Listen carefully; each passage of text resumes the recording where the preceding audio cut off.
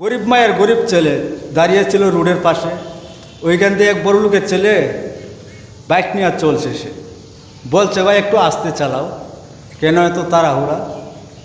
এই কথার বলার কারণে পিঠ না বেঁধেলেও তারা বেদুরা। বাড়িতে গেলেও তার মা জিগায়, কী হয়েছে বাবা তোর? বড় লোকের ছেলে এই কথার কারণে পিঠ নিয়েছে মাগো। মাত ভরের কাছে গেছে বিচার নিয়া। মাত ভরে বিচার হবে আগামীকাল সকালে।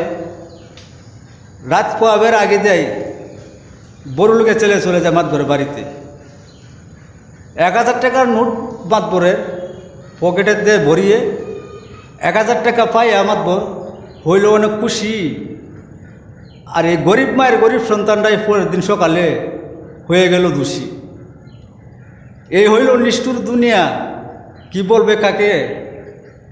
বিচার করতে গেলেও পকেটে ঘুষ লাগে। এটাই হইল বাস্তব ভাই। আসসালামু আলাইকুম।